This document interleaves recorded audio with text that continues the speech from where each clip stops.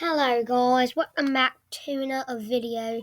In today's video, we're going to be playing some Brookhaven. I know it's a little different than Please Donate, but we're going to be playing it just for reasons. Unless you don't mind my parents. I'm just an Australian kid living in America. Keeping my briefcase on beds on there too.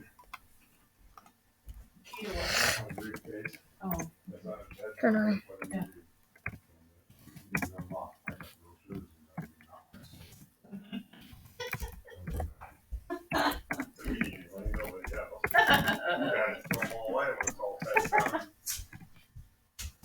That's all right.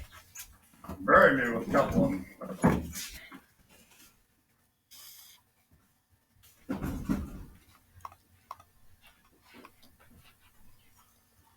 Jagger, why is this What? why is this out? What? Why is this out? I didn't pick it up though. Oh.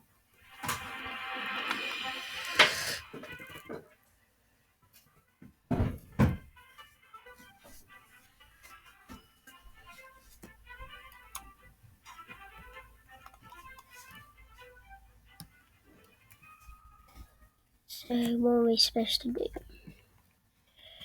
Oh, it's called Brookhaven Roleplay. I'm guessing we have to roleplay. So how would I do that? Are you done with the paper? Yeah, I am. Read this course.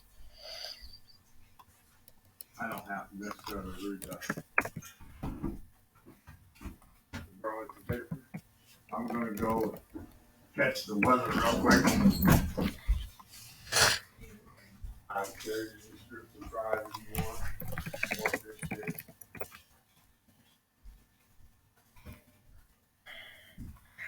So, Like I said, the allergies. He said it's cold. So everybody just want to wrap and touch something like this. Anyway, we're gonna sneak abortion. What'd she do? She just busted out loud. She's bad at boy.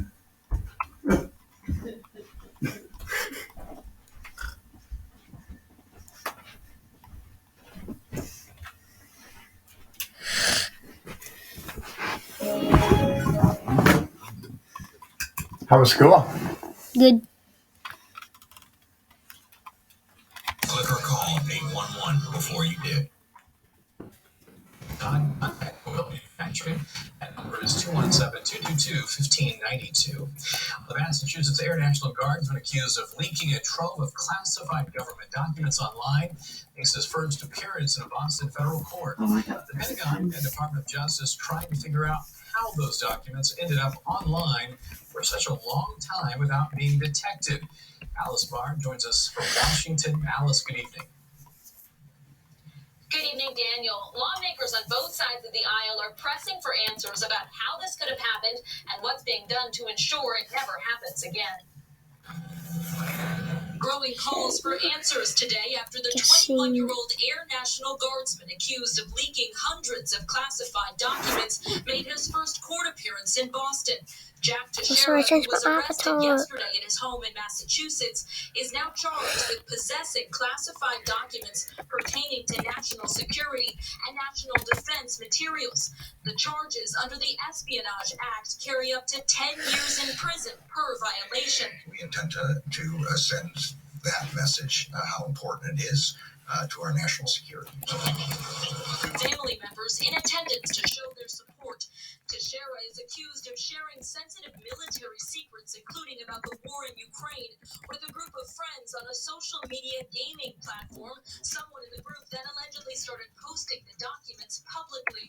Even if he only intended to share this with his small group of friends, they alone are unauthorized to receive this information. The Washington Post spoke with an anonymous member of that chat room. I don't think that there was a goal nor some sort of accomplishment that he was looking for in sharing these documents. Of course, there's some anti-government sentiment. One of the most significant reported revelations, the Pentagon appears to have doubts about Ukraine's strength as the war drags on.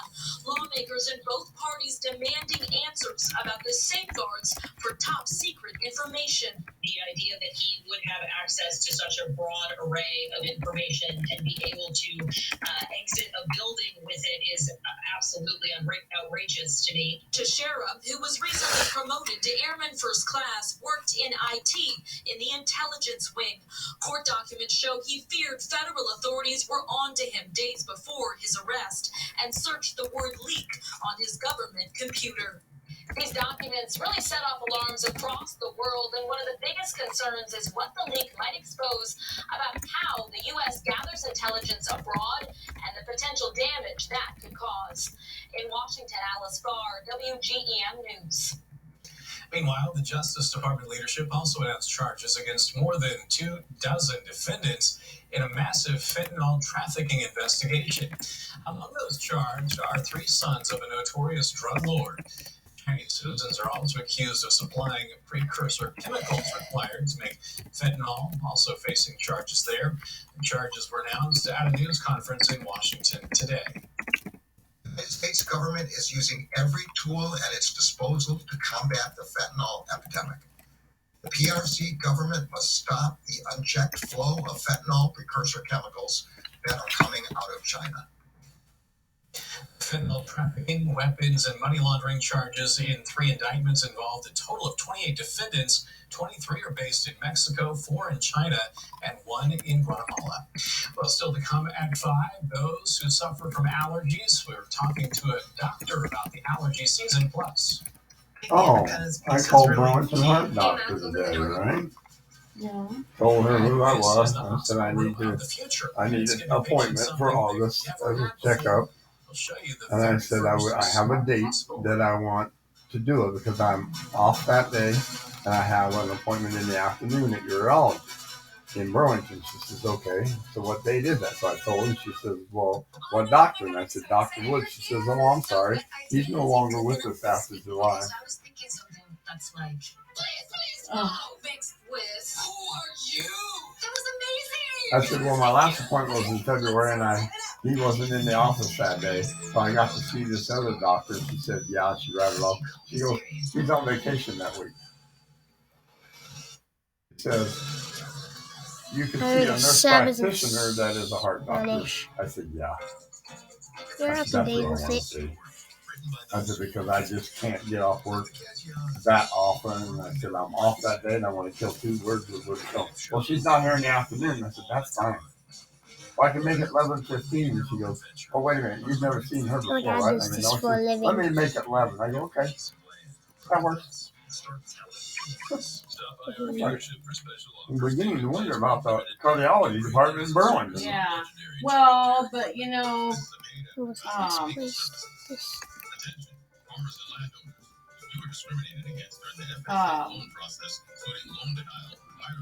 they made a comment though. If you think back, Yeah. they made a comment that he was contracted for a year. Yeah.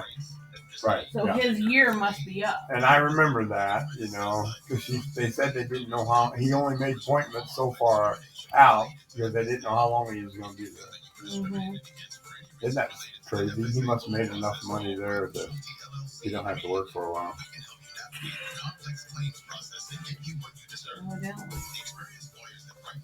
At first when he did my surgery that night, I thought he was really good. When he released me, I thought he was really good. But the first appointment we went back to him, I started to have my doubts. Yeah. You know what? So it's not like I'm losing somebody really, really good. Yeah. Because I think all I was, kind of to a certain degree, was a number. Yeah. He just wasn't what I thought. Ended up being not what I thought. Find something that speaks to you that you are passionate about and find a way to help. And I told her, I said, I don't have a problem seeing a nurse practitioner. I said, my regular family doctor is a nurse practitioner. And I I always said, wanted this face. I'm happy with that. with seeing one of those. Feel the clarity and make today the most wonderful time of the year. Live clarity clear. Hey, Tri-State Radio fans, here's this year's lineup on the Jack Daniels stage for our 75th anniversary. Starting off Wednesday, September 6th, Ian Munson. Thursday, Chris Jansen. Friday, Music Legends, Alabama. And Saturday night, chart-topping artist Ronnie Green. See you in September. Listen to Cardinals Baseball on WGEM Sports Radio 105.1 FM.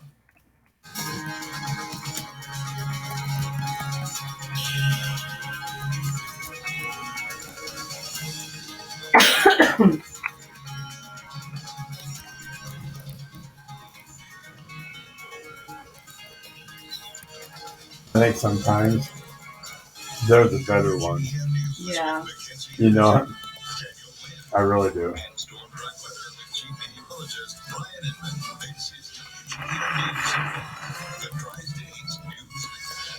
Welcome back to Good 5. Tri-State doctors say allergies are striking earlier this year, with the first signs of spring showing up as early as February.